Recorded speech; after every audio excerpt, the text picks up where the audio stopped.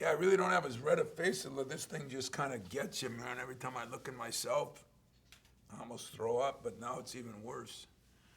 You know what? I'm a little disappointed in we had that 10 point lead, and, I thought we made some plays that weren't very good, and they made a couple good plays. That's a very good basketball team. I mean, I know you can think what you think. They went through the COVID, too, and I talking to his coach before the game, and by the way, he's got to be. I know Juwan's done an unbelievable job, but he's done a hell of a job for that team, and I'm hoping that his AD takes a look at Jim for that job because players played hard for him.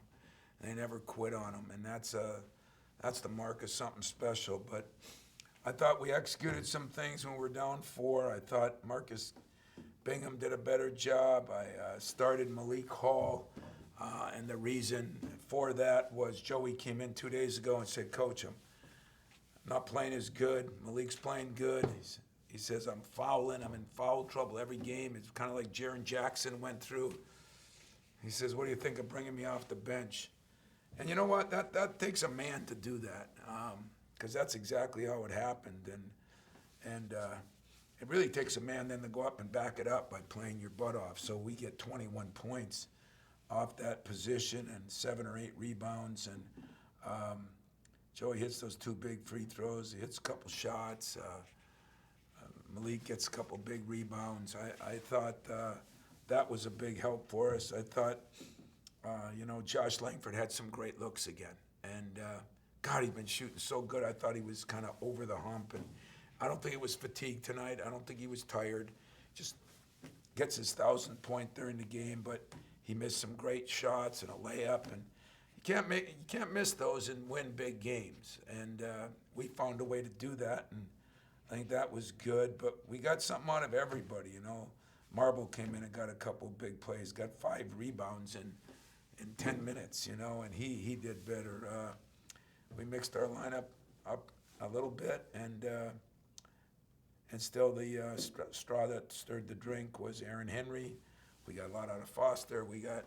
I thought, one of the better games out of Rocket, made a couple big plays down the stretch as far as who he got the ball to and what we ran. So it wasn't pretty, but another great defensive performance, holding them to 34 and 21. Turnovers were a big thing I talked to you about. We had 11, and that's not bad considering we had 3 in the first minute and a half. And rebounding was pretty even. Again, if we hit 2 or 3 of those threes that Josh has that were wide open, I think we shoot 50% from the 3. So doesn't save us. We're still a work in progress, but I was proud of this team. Aaron in the huddle, when we were 4 down, says it's time we win a game like this. And I thought that's exactly what they did. They executed. They won a game. They got a couple big rebounds late. Some tough calls. I thought tough calls, but worked out. Questions? I'll start with Matt Sharpenow. You mentioned it wasn't pretty, and it feels like nothing really comes easy for this team this year. But considering you got the stops late, is it almost the point where you don't really give it, you don't care about that, a win's a win right now, and you were able to find a way to make those plays late? What I liked about it is just what you said. We gutted it out at the end. We executed a few things offensively. We kind of went to Aaron, and I even thought his pass underneath. I thought the guy got clubbed, but it's neither here nor there. I thought it was the right decision. I thought we did grit our teeth and played pretty good defense, and we won it the old-fashioned way. It was a Purdue, Michigan State, Minnesota, Clem Haskins, Michigan State game. They are very physical. They are very good. And the big kid inside, it's been fun to watch his progression here. I really enjoy when a guy is awful, and then he gets to be decent, and he gets to be good. And right now, he's a very good player. He can score down there. He's a great rebounder. He's a great offensive rebounder. He plays with some passion. You heard him talking. I love that kid. He did a lot of good things. And as I said, I thought Jim did some great things. He's got There's some good players there. I'm telling you, Lundy's a very, very, very good player. Brockington, we did a hell of a job on him. I thought we did a pretty good job on Dredd in sessions, but you know, couldn't really Lundy. You know, he goes 0 for 4, 0 for 2. I mean, can't ask for more of what we did. Jones hit some shots and then hit some free throws. Last year, if you remember, he killed us single-handedly, and Hera was pretty good too. But yeah, I would have taken a half-point win, to be honest with you, Matt, if there's ever such a thing. And you know, crap or any other word you want to use is cool with me. You know, I just want to get a win. Next, we'll go to Lindsay Huddleston. Congratulations on that. Obviously, going back to Joey and his decision, you complimented his maturity. But can you talk a little bit about, I guess, the culture that makes someone confident enough to even go to their coach, and after that, when they could probably have that kind of put them back, going forward by asking something like that? You know, I wouldn't lie to you if I said this day and age that was surprising when he came in. I think he had talked to his parents, you know, and his parents have an athletic background too, and his dad played, and you know, I think he's just searching. You know, I love guys that can self-evaluate, and he knows he hasn't been playing as good. And you know, the other night, I mean, he plays 13 minutes. He's in there 2 minutes at a time and gets a foul every time. And if you remember back when Jaren Jackson went through that, you know, we got to the point where he fouled once, we'd take him out, and we'd hardly play him in the first half, and that's not good either. But tonight, I just thought he had more confidence. He took the ball off the dribble. I think he just said, "The hell with it, I'm going to play." And that's kind of what kids got to do, you know. But there's so much pressure on these kids right now if you really look at all of it. And this is where the COVID thing, as I've been talking about each week, I just don't think anybody will have any idea of what it's like to be, you know, in a confined area for so long and just not have a normal life. And it affects everybody differently. But I was really proud of Joey because he did come in and, you know, I said, "Well, you want me to talk to Malik?" "Yeah, call him tonight," you know. And so I called Malik, make sure he had a day ahead of time and knew what was going on. And so the next day in practice, I told my team, day before the game, this is what we're doing. It doesn't change any playing time. I don't know how many minutes. Let me look here. Malik played 20 and Joey played 21, so it didn't change their minutes a lot. I still think Joey Hauser is a big key for us as we move forward because of the way he can shoot the ball, and he'll get that back. You know, it's not been an easy off season for any of these guys, especially the new guys. So I'm really proud of the kid. You're right. It does take something to come in and tell the head coach that, and he came in and sat down, and it was actually enjoyable.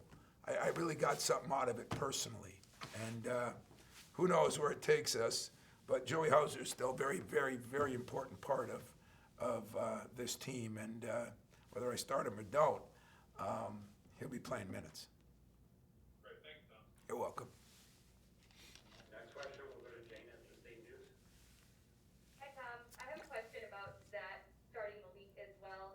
Just wondering how you kind of evaluated him today, not only in his start, but also down the stretch when he kind of stayed aggressive throughout the game.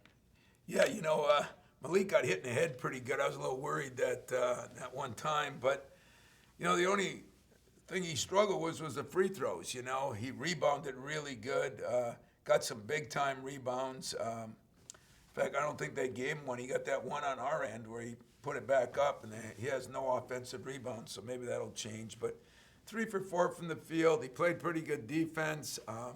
Malik's a smart kid too, and it's pretty cool when two guys, you know, they were pulling for each other hard.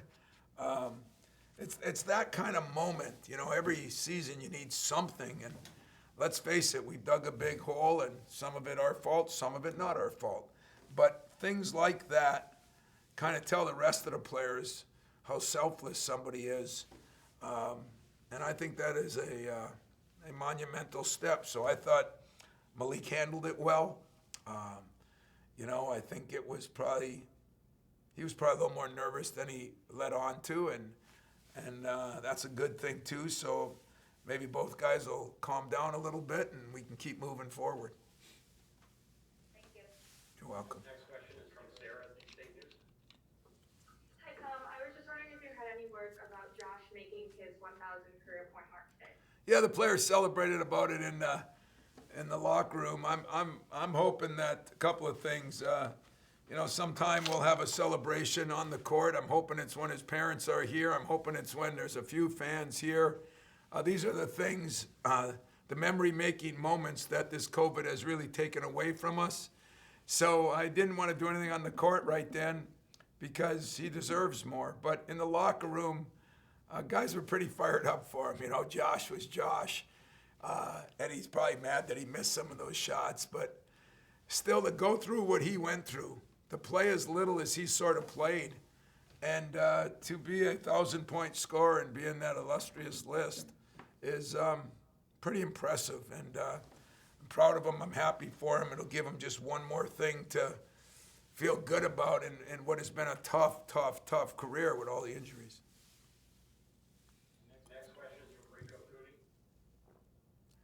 Hey Tom, just to go back to Joey a little bit. I don't know how much you as coaches look at these kind of things, but looking at his body language coming off the bench as opposed to starting and playing the way he did the past few games, it was just kind of night and day. The kid just looked relaxed. Yeah. He didn't look. He was all tight and balled up. Yeah.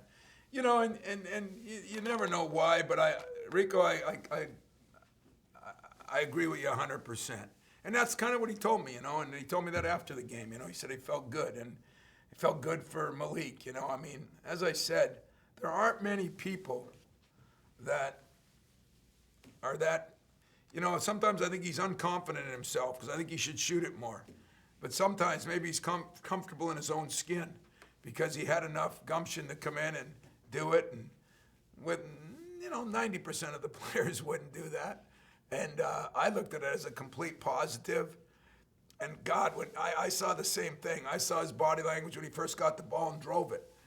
And I said, here we go, and I'm not saying it's all solved. It's going to be a day-by-day thing, but we're going to make some progress here. And, the one thing we got in this crazy league of ours is, as hard as it is, you got your opportunities. We got Iowa coming in here now, and we're going to focus on Iowa like nobody's tomorrow and see if you can win one of those games. Now all of a sudden you start getting back into the human race a little bit, and so that'll be the goal, But boy, when you look at it and you think of who's still coming up, it's a who's who of college basketball's top 20 teams right now. And but I said early, I thought we should have beat Purdue. I thought we could have beat Wisconsin. I thought we did a hell of a job at Iowa. I thought we've overcome a lot of stuff.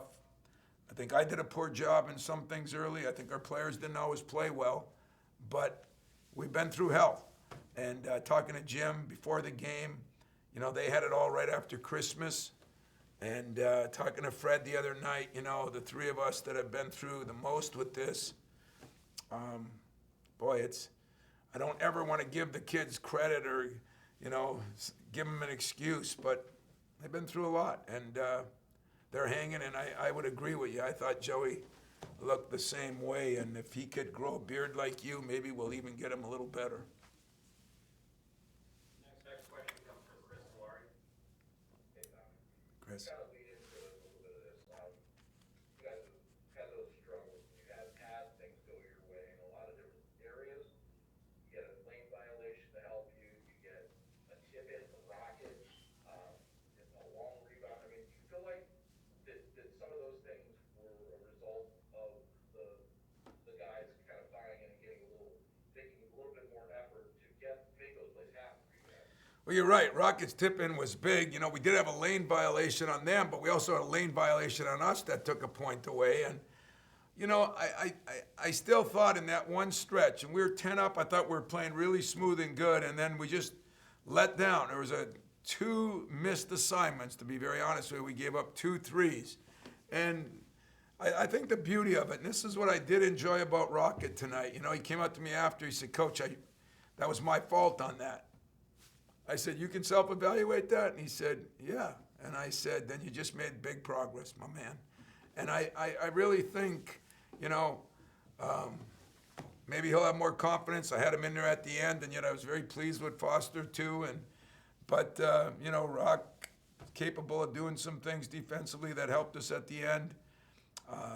So, I don't know, I know this. We've had enough things go against us that we deserved a few things, that even in this game, I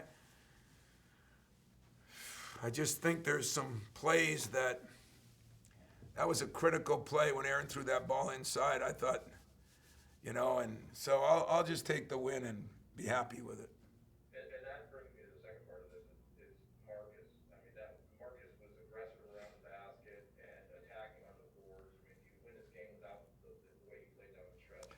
Well, he went up and got a couple big rebounds, as you said, in tips. I mean, I don't know how many rebounds did Markey end up with, 9, but 4 for 5 from the line, too. And, was one of his, I don't know if he did miss one or if that was the one we had a lane violation. I'm not sure. But all in all, I thought, Marcus played better. He played within himself. He didn't take any shots that were out of his,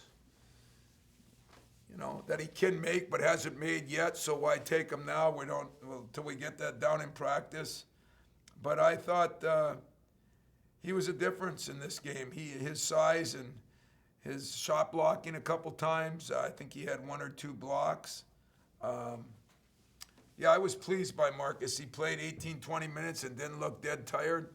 And that guy's a load that he played against. He was up on ball screens. He did a lot of good things. Just a step, guys. It's a step, but it's a big step. We have 2 final questions for Coach. We'll start with Brendan Quinn. Tom, those last 2 defensive possessions, I guess like you had totals before each, I believe.